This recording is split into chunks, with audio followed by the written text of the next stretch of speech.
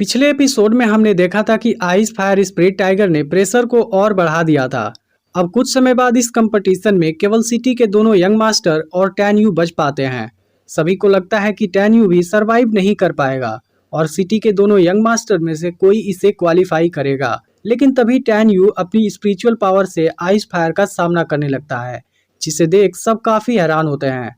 वहीं खुद मेंगई भी हैरान हो जाती है, क्योंकि ऐसी सिचुएशन में 8वीं लेवल वाला स्पिरिट भी सरवाइव नहीं कर सकता, जबकि वह अभी भी जिंदा है। इसके बाद मेंगई कंपटीशन के लास्ट स्टेज को शुरू करती है और टाइगर आइस फायर की डिफिकल्टी और भी बढ़ा देता है। अब सिटी के दोनों यंग मास्टर की हालत खराब होने लगती है, लेकिन ऐसी सिचुएशन में भी टैन यू नीचे नहीं झुकता। वह अपनी पूरी ताकत लगा देता है, जिससे खुद टाइगर एक कदम पीछे हट जाता है। वहीं अब सिटी के दोनों यंग मास्टर के फादर को उनकी चिंता होने लगती है। कोई भी नहीं समझ पा रहा था कि टैन यू किस वजह से अभी तक जिंदा है। अब सिटी के दोनों यंग मास्टर वहां से निकलने की कोशिश करते हैं, लेकिन टाइगर ऐसा नहीं होने देता। इसके बाद टैन यू होंगमेंग फायर वाली पावर यूज करता है और आइस फायर में सरवाइव करने लगता है। अब कुछ समय बाद यह सिलेक्शन प्रोसेस खत्म हो जाता है, जिसमें सिटी के दोनों यंग मास्टर और टैन यू सरवाइव कर जाते हैं। लेकिन यह चीज बहुत ही इंटरेस्टिंग होती है, क्योंकि हुआंगफू सेक्ट इनमें से केवल एक को ही अपना मेंबर बनाने वाला है। इसलिए अब इनका आपस में कंपटीशन होगा, ताकि पता चल सके कि कौन सबसे स्ट्रॉन्ग है। फिर मेंगई तीनों को बताती है कि अब उनका आपस में कंपटीशन होने वाला है और यह चीज एक लॉटरी के द्वारा डिसाइड होगा। अब सिटी का मेयर टैन यू के पास आता है और उसके बेटे से सामना होने पर उसे हार मानने के लिए कहता है, लेकिन टैन यू इस बात के लिए उसे इनकार कर देता है। तब मेयर लियांग के पास आता है और उसे अपने बेटे को इस कंपटीशन से बाहर करने के लिए ऑफर देता है। यह सुनकर लियांग उसकी बात मान जाता है और अपने बेटे लिंग लियांग को क्वान जी से सामना होने पर हार मानने के लिए कह देता है। अब कुछ समय बाद मेंगई मेयर को 3 स्टिक देती है। फिर मेंगई बताता है कि इन स्टिक पर 1, 2 और 3 मार्क लगे हुए हैं। जिसके पास भी 1 और 2 मार्क आएगा, सबसे पहले उन्हें एक दूसरे का सामना करना होगा।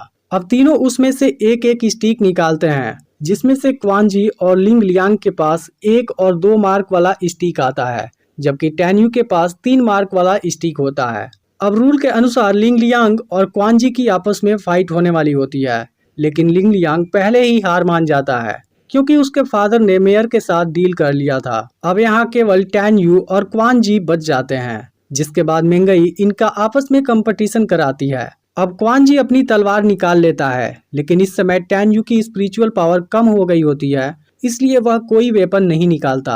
अब क्वान जी टैन यू पर अटैक करने लगता है और साथ ही उसका मजाक भी उड़ाने लगता है।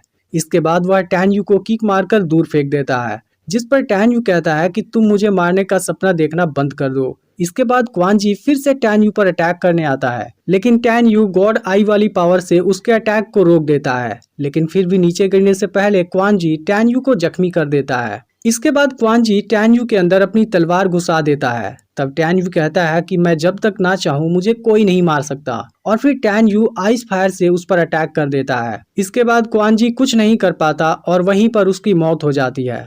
अब मेयर अपने बेटे की मौत से बहुत गुस्सा होता है और इसका बदला लेने के लिए डिसाइड करता है। इसके बाद मेंगई टैन यू के पास आती है और सभी के सामने उसे हुआंगफू सेक्ट का मेंबर अनाउंस कर देती है। फिर वह मेयर से कहती है कि सिलेक्शन रूल के अनुसार इसमें कोई भी किसी के मौत का जिम्मेदार नहीं होता, इसलिए तुम्हें बदला लेने का विचार छोड़ देना चाहिए। अब टैन यू बुरी तरह जख्मी होता है, इसलिए मेंगई उसे उसके घर ले जाने वाली होती है, लेकिन टैन यू कहता है कि मैं ठीक हूँ और हुआंगफू सेक्ट जाने के लिए रेडी हूँ। यह सुनकर मेंगई लिंग हू को बुलाती है और टैन यू के साथ यहाँ से निकल जाती है। अब मेयर अपने बेटे के मौत का बदला लेना चाहता है, इसलिए वह अपने आदमी को हुआंगफू सेक्ट में इसकी न्यूज भेजने के लिए कहता है, जहाँ पर क्वान जी का कजिन पहले से ही ट्रेनिंग कर रहा है। वहीं अब मेंगई टैन यू को लेकर सेक्ट की ओर जा रही होती है और इस समय दोनों टियान फा माउंटेन के ऊपर होते हैं। इस दौरान टैन यू अपने पूरे जख्म को हील कर लेता है और इस बात से मेंगई फिर से हैरान होती है। इसके बाद वह टैन यू को सेक्ट का मैनुअल देती है, ताकि उसे वहां के बारे में कुछ जानकारी हो जाए। तब टैन यू को पता चलता है कि हुआंगफू सेक्ट टियान फा माउंटेन के बीच में बना है,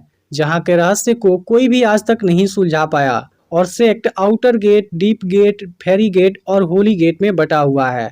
फिर आगे पता चलता है कि यह सेक्ट लिंग सियाओ ने बनाया था, लेकिन अब यह माउंटेन 3 बड़े सेक्ट में डिवाइड हो गया है, जिनके बीच काफी भयंकर कंपटीशन चलती है। तभी मेंगई टैन्यू से पूछती है कि तुम कंपटीशन के दौरान काफी निराश लग रहे थे, इसके पीछे की वजह क्या है। फिर फ्लैशबैक में दिखाया जाता है कि टैन्यू की वाइफ प्रेग्नेंट थी, लेकिन टैन्यू पूरी दुनिया में शांति कायम रखना चाहता था, इसलिए वह अपनी वाइफ को ज्यादा टाइम नहीं दे पाता था। फिर एक दिन लिंक्सिया हेल्प मांगने के लिए वहां आई और धोखे से टैन्यू की वाइफ को गॉड चेन में लॉक कर दिया। इसके पीछे सियान का हाथ था, लेकिन अब उस समय टैन्यू वहां नहीं था, जिसका फायदा उठाकर उसने स्पेस और टाइम की पावर को लॉक कर दिया और बाद में उसे मार भी दिया। इन सभी बातों को याद करके टैन्यू काफी इमोशनल हो जाता है। अब दोनों सेक्ट के अंदर पहुंचने वाले होते हैं, लेकिन तभी सामने से म्यूरोन कून आ जाता है, जो सेक्ट का ही एक मेंबर है। वह मेंगई को पाना चाहता है, जबकि मेंगई उसे बिल्कुल भी पसंद नहीं करती। इसके बाद वह मेंगई के साथ बदतमीजी करने लगता है, जिस पर मेंगई गुस्सा होने लगती है। लेकिन तभी म्यूरोन कून उस पर एक पॉइजन से अटैक कर देता है।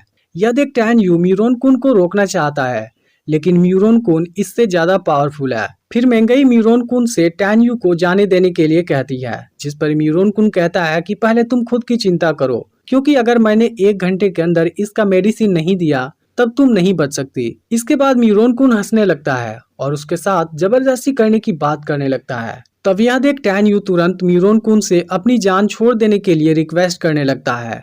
वह कहता है कि तुम मेंगई के साथ जो मर्जी वो करो, लेकिन मुझे यहाँ से जाने दो। मेरे पास ऐसी प्लेजर पिल्स है जो तुम्हारी मेडिसिन से काफी पावरफुल है। यह सुनकर म्यूरोन कून तुरंत उसकी बात मान जाता है। यह देख मेंगई काफी दुखी हो जाती है, क्योंकि उसे लगा था कि टैन्यू एक अच्छा इंसान है, लेकिन असल में वह भी बिल्कुल म्यूरोन कून के जैसा है। तभी अचानक से टैन्यू म्यूरोन कून को जख्मी कर देता है और मेंगई को अपने साथ लेकर वहां से कूद जाता है। लेकिन इस बीच म्यूरोन कून ने भी उसे जख्मी कर दिया होता है। यह देख मेंगई को रियलाइज हो जाता है कि उसने टैन्यू को गलत समझा था, जबकि टैन्यू ने उसकी जान बचाने के लिए खुद को खतरे में डाल दिया है। अब टैन्यू की कंडीशन खराब होने लगती है, फिर भी वह मेंगई से कहता है कि हमें कुछ नहीं होगा। वह मेंगई को समझाता है कि मैं तुम्हें नीचे तालाब में फेंकने वाला हूँ और वहां से तुम बाहर मत आना, नहीं तो म्यूरोन कून तुम्हें खोज लेगा। इसके बाद टैन्यू खुद को नीचे कर लेता है। यह देख मेंगई पूछती है कि तुम मुझे क्यों बचाना चाहते हो, इसमें तुम्हारी जान चली जाएगी। तब टैन्यू कहता है कि मुझे कुछ नहीं होगा। इसके बाद टैन्यू मेंगई को तालाब में फेंक देता है और खुद वहां जमीन पर जा गिरता है।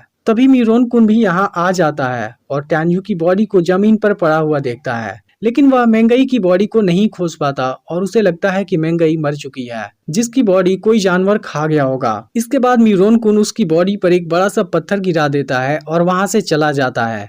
फिर मेंगई पानी से बाहर आती है, लेकिन टैन्यू उसे कहीं भी नजर नहीं आता और वह काफी परेशान हो जाती है। फिर तभी उसकी नजर पत्थर के नीचे पड़े टैन्यू की बॉडी पर जाती है और उसे मरा हुआ देख मेंगई काफी दुखी हो जाती है। लेकिन फिर वह म्यूरोन कून से इसका बदला लेने के लिए कहती है और वहां से जाने लगती है। अब इसका अगला पार्ट भी बहुत ही जल्द अपलोड होने वाला है, इसलिए चैनल को सब्सक्राइब करके नोटिफिकेशन को ऑल पर सेट कर लेना। और अगर पिछला पार्ट मिस हो गया हो तो लेफ्ट वाली वीडियो देख लेना।